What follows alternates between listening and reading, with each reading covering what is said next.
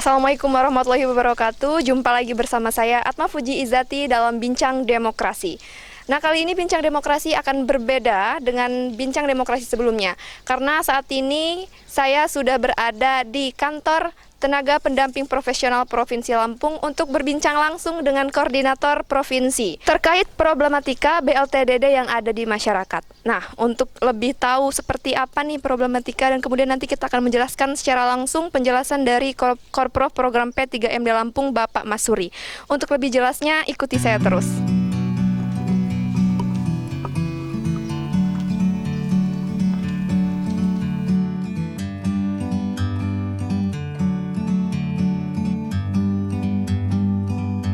Like a bird on a tree, I'm just sitting here. Profil narasumber Bincang Demokrasi kita kali ini adalah Bapak Masuri, sarjana politik, pria kelahiran Lampung pada tanggal 3 November 1972 ini sekarang menjabat sebagai Koordinator Provinsi Program P3MD Lampung. Selain itu juga beliau menjabat Wakil Sekretaris PWNU Provinsi sampai sekarang. Di jajaran kerjanya, ia sangat dihormati berkat keramahan dan kelembutannya, berkomunikasi dengan bawahannya layaknya sahabat, serta etos kerja yang profesional. Ia pun menjadi contoh serta panutan dimanapun ia beraktivitas.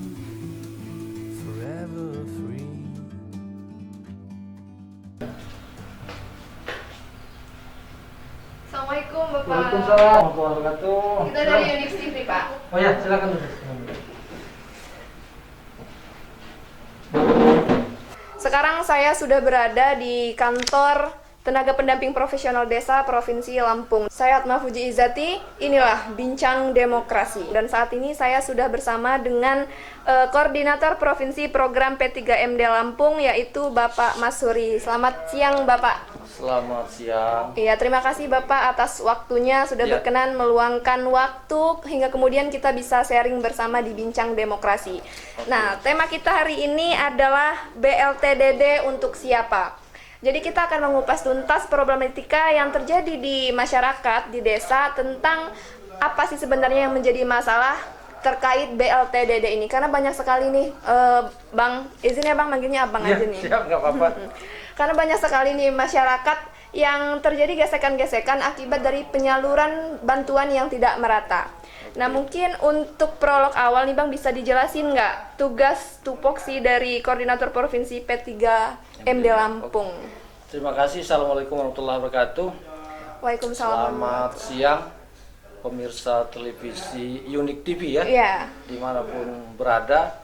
Kesempatan ini izinkanlah saya, Koordinator Program P3MD Provinsi Lampung, menyampaikan beberapa hal terkait dengan penyaluran BLT dana desa di Provinsi Lampung. Pertama, saya sampaikan bahwa tupoksi dari saya sendiri selaku Koordinator Provinsi hanya ingin memastikan bahwa pelaksanaan tahapan program di bawah berjalan dengan baik. Selebihnya pengendalian itu ada di teman-teman di TA, PD, dan PLD. Nah, terkait dengan BLT dana desa ini memang agak unik ya. Kenapa unik? Di pengelolaan dana desa setiap tahun kita mengeluarkan namanya Peraturan Menteri Desa. Peraturan Menteri Desa terakhir adalah Permendes nomor 11 tahun 2019, yaitu mengatur tentang penggunaan dana desa tahun 2020. Nah, di Permendes tersebut memang tidak tersebut penggunaan dana desa ini untuk BLT dana desa. Cuman karena ada kejadian pandemi COVID-19 yang mewajibkan kita semua elemen bangsa untuk turut serta dalam rangka menanggulanginya, maka Kementerian Desa melakukan perubahan atas Permendes 11 itu menjadi Permendes 6 tahun 2020, di mana salah satunya diatur bahwa dana desa bisa digunakan untuk BLT dana desa. Nah, dalam rangka melaksanakan amanat Permendes itu, teman-teman di lapangan sudah melakukan proses pendampingan. Karena selain diatur oleh Permendes, dana desa itu kan diatur oleh PMK, namanya Peraturan Menteri Keuangan sebagai pihak yang memiliki anggaran. Nah, di dalam PMK tersebut disampaikan bahwa dana desa dipergunakan untuk BLT, bantuan langsung tunai, sebesar 600.000 selama 3 bulan, yaitu Juni, Juli, dan April, Mei, Juni. 3 bulan. 3 bulan ya, itu yang pertama. Nah, oleh karena itu teman-teman di lapangan sudah melakukan ini. Nah, memang karena ini datangnya di tengah ya, di tengah proses perencanaan desa yang sudah kita mulai dari tahun kemarin, Iya. sehingga banyak anggaran-anggaran yang terpaksa memang harus digeser kepada penggunaan untuk BLT.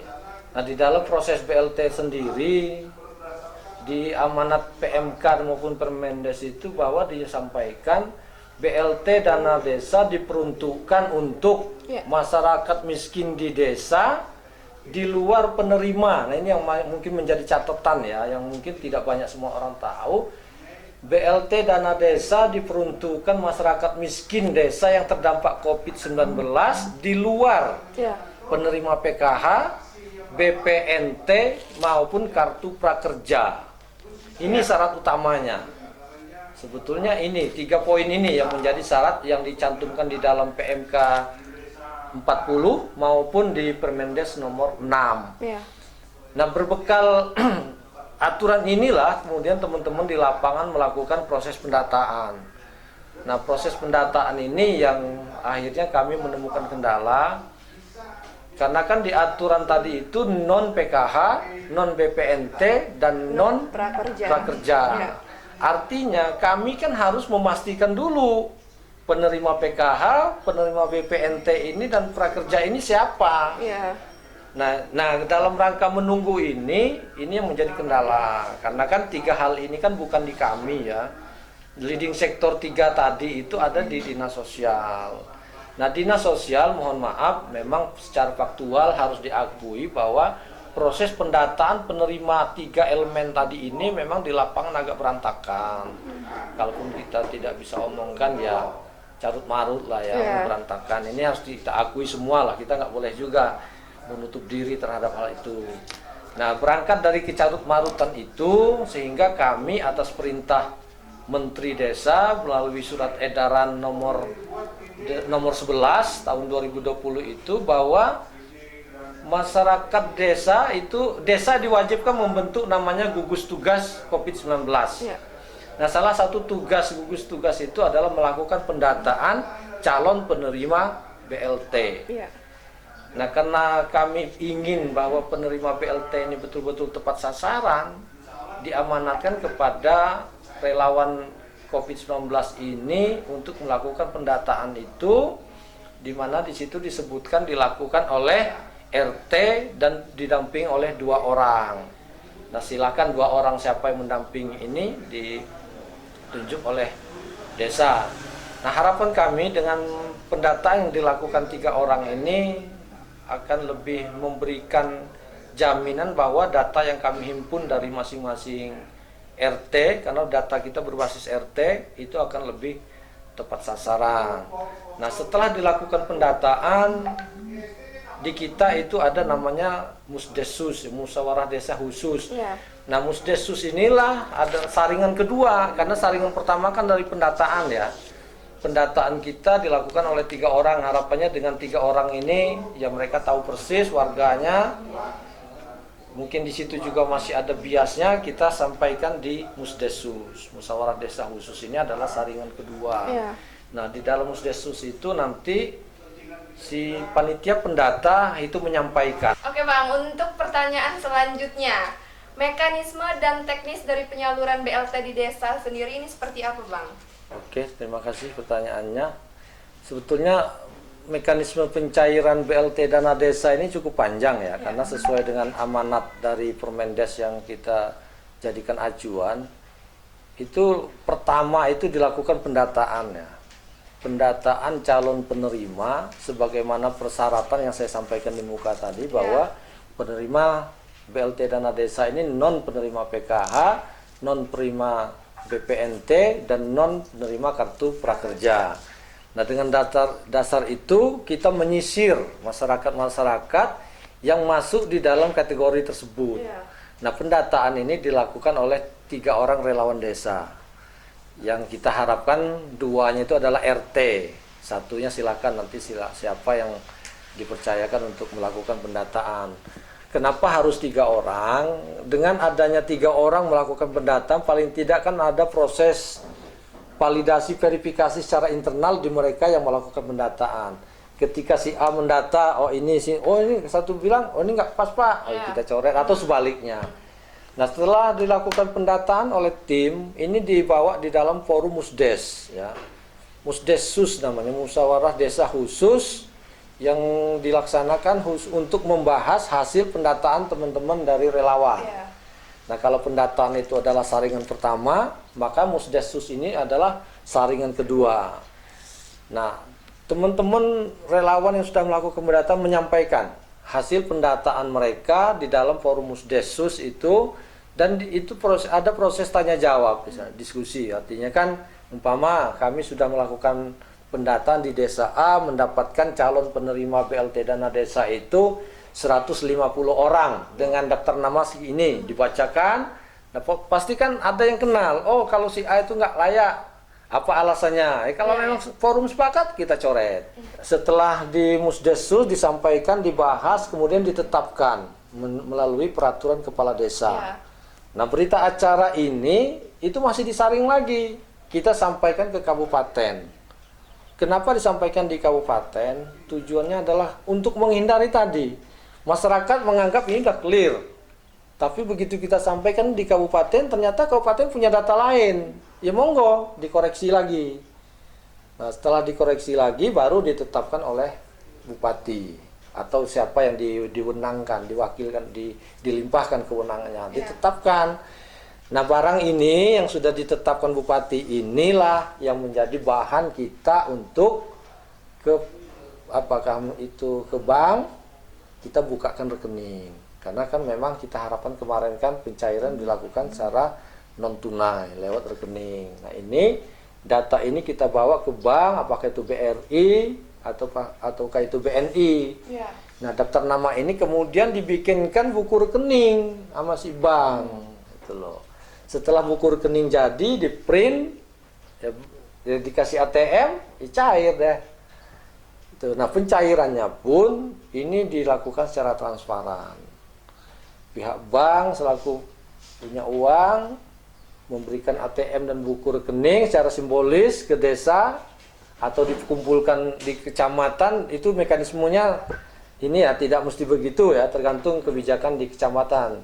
Karena ada yang di launching di kecamatan dengan perwakilan desa, ada yang memang per desa itu hanya soal teknis saja, tapi mekanismenya ketika rekening sudah jadi, ATM sudah jadi, diserahkan secara simbolis ke penerima, nanti dia melakukan tarik tunai di ATM ataupun diberi link kalau dia BRI, atau di Laku Pandai kalau ya dia BNI. Nah, itu prosesnya. Jadi dengan proses yang panjang itu sih kami berharap ya ini sudah ya relatif baik, ya tepat sasaran. Namun demikian, karena yang kerja ini juga manusia, ya mungkin ada saja data-data kita yang masih tercecer. Ya monggo silakan masyarakat melakukan kontrol, masyarakat melakukan pelaporan, karena kita juga sudah menyiapkan nomor pengaduan ya, sudah kita share di medsos segala macam. Ya itu akan kita tindak lanjuti. Nah, itu mekanisme yang ada di kita. Jadi untuk kriteria penerima BLT DD ini masyarakat miskin, kemudian non PKH, non PPMT, dan non kartu prakerja. Hanya itu ya Bang ya? Nah, ada tambahan sebetulnya, karena gini, kalau di desa itu kalau hanya pakai acuan itu kadang-kadang penerimanya sangat minim sekali. Permendes juga mengamanatkan itu ada 2 lagi, rumah tangga yang memiliki orang tua yang memiliki penyakit menahun atau kronis. Yang kedua, karena ini dampak COVID, adalah masyarakat yang kehilangan pekerjaan. Nah, ada tambahan 2 ini. Nah, sehingga ya harapan kita dengan ada penambahan kriteria 2 ini juga semakin banyak masyarakat yang bisa disasar melalui BLT dana desa. Oke, Bang. Nah, kemudian Bang, di desa ini banyak sekali nih Bang penyaluran bantuan atau BLT dana desa ini yang tidak merata, yang menyebabkan akhirnya terjadi kegaduhan. Iya. Nah, ini sebenarnya terkendalanya ada di mana sih Bang? Kenapa terjadi demikian? Oke. Ya, sebetulnya kan memang karena panjang tadi ya Iya. tahapannya ya. BLT dana desa untuk sampai ke penerima itu kan prosesnya lumayan panjang. Nah memang ya ketika pendataan kami sedang lakukan, perintahnya non PKH non sekian, sementara kami tidak punya daftar siapa sih penerima PKH di desa itu, siapa penerima BPNT di desa itu, dan siapa penerima kartu prakerja di desa itu kami nggak punya. Memang desa juga tidak punya data itu, Bang? Sebagian besar ya, saya nggak bisa pastikan 100%, tapi sebagian besar laporan dari pendamping kita mereka tidak punya. Jadi siapa penerima PKH mereka nggak punya. Apalagi kalau masyarakat penerimanya itu tidak proaktif melapor, itu udah hilang datanya. Nah itu yang pertama, Ya. terkait dengan lambatnya sinkronisasi data ya. Artinya kan karena PKH BPNT itu kan ada di dinas sosial, sementara BLT dana desa itu ada di kami pendamping. Ya ada perintah untuk menunggu ini selesai. Nah pihak dinas sosial karena ada perluasan penerima PKH dan BPNT, sehingga kami diminta menunggu untuk itu selesai. Nah cuman ketika ini kami tunggu sepertinya akan terlalu lama, Ya. sehingga ya kita sambil jalan. Nah kita sambil jalan. Nah ada yang jalannya cepat, ada yang jalannya lambat. Seperti di Kabupaten Tanggamus, Pesawaran, Pringsewu, Lampung Selatan, ini kebetulannya lambat jalannya ya, karena memang nggak bisa disalahkan mereka. Mereka konsisten dengan Permendes yang mengatakan penyaluran dana desa itu secara non tunai. Tuh, jadi mereka murni melaporkan itu ke bank mencetak rekening. Nah ini masalahnya di sini. Jadi, kalau ditanya ada yang sudah cair ada yang belum, salah satunya ini nih. Kemampuan BRI untuk melakukan cetak buku rekening dan ATM itu sangat terbatas.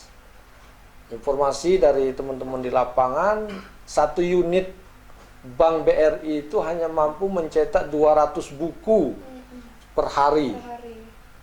Ya bayangkan kalau satu kabupaten, karena kayak Pesawaran ini kan unitnya bagian dari cabang Pringsewu. Begitu juga Tanggamus, jadi yang mengerjakan unit. Iya. Nah, jadi kalau penerima BLT sekabupaten Pesawaran itu 30.000 KK, ya bisa dihitung sendiri. Nah, jadi ini sebetulnya yang sedang dikerjakan. Jadi memang ya nggak salah juga masyarakat mempertanyakan karena ada yang sudah cair. Iya. Tapi kami juga menyampaikan klarifikasi, belum tentu juga desanya salah karena ini proses sedang berjalan.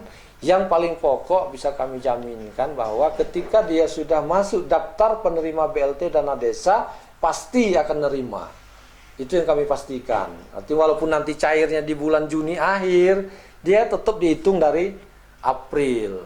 Kalau itu masih pencairan tahap 1. Nah ini faktor-faktor yang menyebabkan lambat atau terkesan ada yang sudah cair, ada yang belum. Gitu. Oke Bang, dari kriteria penerima BLT yang sudah Abang jelaskan tadi, nah seandainya nih Bang, di lapangan ini terjadi ketidaktepatan penerima bantuan. Nah ini gimana Bang, peran dari Korprov ya, Korprov pendamping desa untuk menindak hal ini? Ya kalau sebetulnya kalau di mekanismenya itu ya kita sifatnya menunggu laporan ya. Kalau memang laporan itu masuk ke kita, tentu kita lakukan verifikasi dan validasi ya. Kita akan umpan balikkan ke kabupaten, ke desa. Ya harus ya, tapi kami nggak bisa juga menjudge bahwa ini pelanggaran ya, karena di desa teman-teman juga paham dinamikanya kan juga memang cukup tinggi, apalagi kalau ada pekon atau kampung yang menjelang pemilihan, ini kan agak-agak titik kritisnya di situ. Nah, tapi paling tidak kalau memang dia tidak memenuhi kriteria, ya monggo aja dilaporkan, nanti kita lakukan perbaikan data, ya kita harus musdes ulang. Dan kalaupun ya tidak bisa lewat kami ya karena ya ini masuk ke ranahnya APIP ya, apa namanya APIP itu aparat penyidik ya, yang kayak inspektorat segala macam itu. Nah, itu masuk ke ranah mereka, itu bagian dari temuan. Tapi sejauh ini sih relatif kecil ya. Kalaupun ada itu bahasanya itu perluas pelonggaran relaksasi kriteria. Karena saya sampaikan tadi, kalau mereka mengacu kepada kriteria awal hanya 3, tambah yang 2 tadi itu penerimanya sangat minim, mereka berkreasi menambah kriterianya itu dilonggarkan gitu loh. Mungkin seperti itu yang banyak sehingga terkesan salah, tidak tepat sasaran. Sebagai contoh, kehilangan pekerjaan. Ini kan tafsirnya kan bisa luas ya. Di rumah dia punya mobil. Tapi itu kan mobil angkot. Dengan kondisi pandemi ini kan angkot nggak jalan. Otomatis karena penghasilan utama dia dari angkot, ini ada di desa tertentu dia dapat. Jadi orang loh itu rumah itu punya mobil kok dapat. Nah, yang seperti itu sebetulnya. Nah, makanya ini kita agak harus jeli melihatnya itu.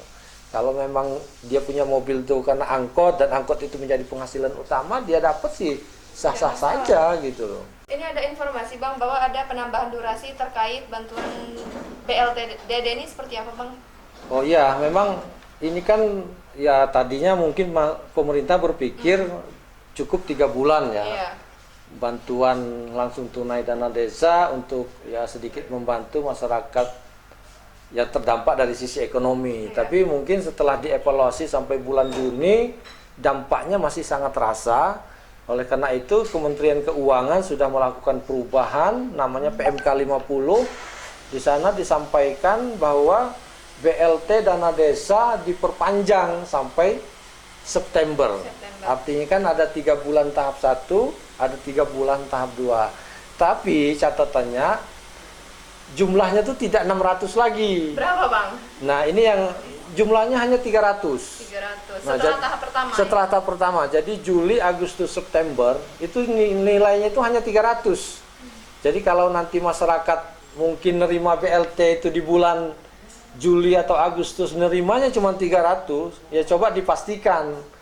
Itu kalau memang bisa jadi ini memang BLT dana desa tahap 2. Jangan begitu dapat 300 langsung bilang ini BLT DD-nya dipotong. Karena memang aturannya hanya 300.000. Oke Bang, terakhir Bang mungkin harapan dan closing statement-nya nih untuk masyarakat dan semua pihak terkait dengan ini ya, yang mengelola bantuan dana desa lah ya, atau bantuan sosial di desa. Ya mungkin ini juga sebagai closing statement dari saya ya. Pertama tentu harapan saya dengan jajaran saya ya selaku pendamping desa mulai dari PLD sampai ke TA untuk tidak henti-hentinya melakukan sosialisasi, memberikan pelajaran, informasi kepada masyarakat terkait dengan apa sih BLT dana desa itu, sehingga apa kesalahan tafsir atau kesalahan persepsi terkait ini secara perlahan bisa kita kurangi. Yang kedua, kepada pihak-pihak lain ya yang terkait dengan apa jaringan pengaman sosial yang ada di masyarakat, bukan hanya bantuan langsung tunai dana desa ya, karena kan bantuan sosial yang ada di desa ini kan banyak, ada bansos, ada BST, ada PKH, ada yang macam-macam. Ya saya berharap momentum kisruh ya, kalau saya bisa katakan kisruh terkait pendataan kemarin ini bisa kita jadikan momen ya. Momentum bagi kita semua untuk melakukan sinkronisasi data. Karena apa? Sinkronisasi data ini sangat penting agar bantuan sosial, bantuan jaringan pengaman sosial yang diberikan oleh pemerintah itu bisa tepat sasaran. Kalau ini sudah kita lakukan secara baik dan benar, mudah-mudahan tingkat masyarakat miskin kita secara perlahan dan real itu berkurang. Jadi bukan hanya sekedar di atas kertas gitu loh. Ini kan kita bicara tingkat kemiskinan kita turun atau naik, itu hanya ada di atas kertas. Begitu kita lakukan pendataan, data kita semua tumpang tindih sehingga kabur maknanya. Nah, oleh karena itu momentum ini harus kita jadikan sebagai pelajaran bersama untuk melakukan penataan ulang proses sinkronisasi data di lapangan. Dan ini juga sudah kami sampaikan di jalur kami ya, Kementerian Desa yang sudah dilakukan oleh Kementerian Desa untuk perbaikan pendataan ke depan. Untuk yang selanjutnya mungkin ya kami berharap pada teman-teman di dinas sosial untuk bisa bekerja sama lah ya terkait data, karena jujur kami merasa kok agak ya kurang transparan lah ya teman-teman di dinas sosial terkait dengan akses data terhadap DTKS yang mereka punya. Nah, harapan kita dengan kejadian ini toh niat kita kan sama sih untuk meringankan beban ekonomi yang dialami oleh masyarakat sebagai dampak dari COVID-19. Mungkin itu harapan saya. Terima kasih. Oke, semoga apa yang menjadi harapan dari Bang Masuri, Koordinator Provinsi Program P3MD Lampung bisa terwujud. Amin. Dan semoga tetap diberikan kesehatan, Amin, kekuatan, dan nafas yang panjang untuk Amin. menyelesaikan tugas dan tanggung jawab di P3MD Lampung ini ya Bang ya. Bakti untuk desa. Terima kasih sama-sama. Terima kasih ya Bang ya atas Ya, waktunya sama. Ya. sudah meluangkan waktu untuk kemudian bisa berbincang di Bincang Demokrasi. Siap. Semoga ke depan bisa punya waktu untuk berbincang. Ya, Bang. siap kita. Kalau untuk desa kita lowongkan waktu banyak. Saya Atma Fuji Izati beserta tim kru yang bertugas pamit undur diri. Wassalamualaikum warahmatullahi wabarakatuh. Waalaikumsalam warahmatullahi wabarakatuh. Makasih ya Bang. Ya, sama-sama ya.